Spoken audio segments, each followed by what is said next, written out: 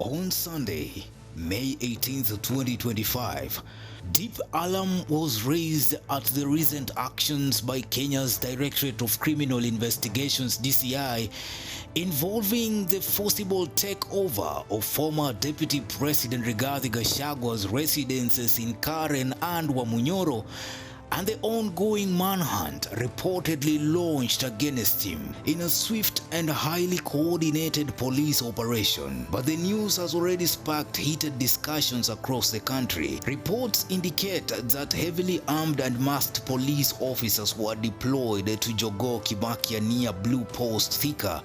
This operation has raised eyebrows, especially given Gachagua's high profile and his recent political activities. According to Gachagua's lawyer, Ndegwa Njiru, the Directorate of Criminal Investigations or DCI took control of Gachagua's residences in Karen and his Wamunyoro home. A manhunt was reportedly underway before his apprehension. While authorities have not yet disclosed the official reasons for the arrest, sources suggest it may be tied to ongoing investigations. Could this be linked to Gachagua's recent political moves or his outspoken criticism of the government? The secrecy surrounding the charges has only fueled speculation. For many Kenyans, this arrest feels like a turning point, especially given the timing and Gachagua's history of clashing with President William Ruto. Multiple reports indicated that police or DCI vehicles were at his home with claims of an arrest or heavy police presence. Some reports claimed that he was missing amid police activity. Former Vice President Kalonzo Musyoka posted on his X account, quote, "This intimidation of the opposition must stop. Mr. Ruto, if you want to arrest Deputy President Rigathi, do it the right way. Follow the law. We are prepared to produce DP Gachagua before the DCI. Please stop abducting Kenyans and their leaders. Abductions are primitive and cowardly." Unquote. Senator Methu, a close ally of Rigathi Gachagua, posted, "Thank you all for your concern. I am safe." Kama ni wewe umebeba mzee alikuwa na jacket ya black na kofia ya black ukiwa na pickup imejaa avocado ukamshukisha Delview, barikiwa sana. Hizo Subaru zilikuwa na maubad. The arrest comes on the heels of explosive comments Gachagua made in a recent interview on Obina TV. He warned that if the 2027 general elections are messed with and President William Ruto is forced on Kenyans, the country could see violence worse than the 2007 post-election unrest, which claimed over 1,000 lives. These remarks sent shockwaves through the political establishment. The mood in the country, yeah. If that IBC tries to mess with the election, okay, there will be no country here. 207 will look like a Christmas party. I can tell you. And I want to implore those commissioners to be Kenyans, to be patriotic, and not to attempt to force William Ruto on the people of Kenya. It will not work.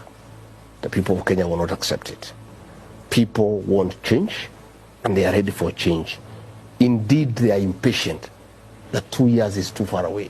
Gachagua's words drew sharp criticism from legislators of both the Orange Democratic Movement and the United Democratic Alliance. Many accused him of inciting unrest, a charge he has since denied.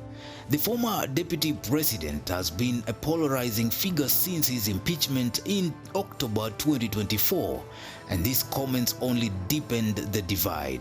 Deputy President Kithure Kindiki and Interior Cabinet Secretary Kipchumba Murkomen publicly condemned Gachagua's remarks. Murkomen was particularly vocal, warning that the government would not tolerate anyone threatening Kenya's stability. He said, and I quote, "Some people think they're above the law." Unajua kuna watu wanatutisha, wanafikiria they are now above the law.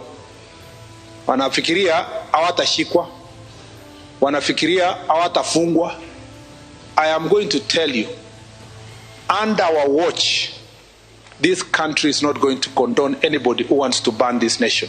Wakileta maneno kutukumbusha ile maneno ambaye ilipita 2007 tunasikia mbaya sana. Kama unataka uongozi, Rigathi Gachagua, Jeffrey, omba uongozi na njia ya maana. For us, the reason why we are even in this broad-based government is because we want the country to be stable. We want a stable country.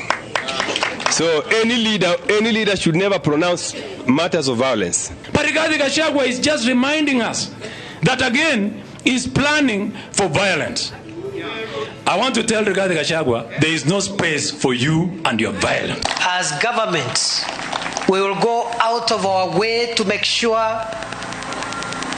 that the election and the people's choices for all seats, the election is peaceful, democratic, free and fair, because that is what the Constitution demands of us. Shetani ashindwe, mkabila ashindwe. Ameanzisha chama ya kudivide community. Hiyo chama tunasema ishindwe. Mumekubali kuunga serikali ya broad based. Anybody preaching violence and prophesying violence and threatening war and violence is as dangerous as the bandits of the North Rift and as the terrorists of the Lamu Enclave in northern Kenya. Those who have made our people suffer and shed blood. So we will not allow. These are strong words from a government that is clearly on high alert. Murkomen even hinted at possible legal action and arrest if Gachagua continued making such statements. And a few hours later, reports of his arrests were announced. This rhetoric underscores the growing tension between Gachagua and the Kenya Kwanza administration he once served. In response to the criticism, Gachagua attended a church service in Gatanga on Sunday in Murang'a County, where he sought to clarify his remarks. He accused his political adversaries, particularly those allied with the Kenya Kwanza government, of spinning a narrative against him. Gachagua insisted he was not inciting violence but merely voicing the concerns he's had from Kenyans on the ground. He framed his comments as part of his civic duty as a leader. Na mimi naona they are trying to change the context of what I said. Mimi sijasema Kenya itakuwa na fujo. Mimi nimesema nikisikiza wa Kenya vile wanasema wewe William Ruto usijaribu kuiba uchaguzi, na nimeuliza IBC, please be patriotic, msiweke hii nchi kwa shida, because history has shown when there is a contested election there can be violence, and it has happened, and we must refer to history. That's why I said we saw what happened in 2007. So please, IBC, make sure you don't create a situation where we can have a recurrence of what happened in 2007. Because if it happens this time the way people are talking, it can be worse. Na mimi, it is my civic duty as a leader to caution the country. Despite his defense, the controversy has only intensified, with many questioning whether his arrest is a direct response to these remarks or part of a broader political strategy. So what does this mean for Kenya? Gachagua's arrest and his warnings about the 2027 elections highlights the deep divisions within the country's political landscape.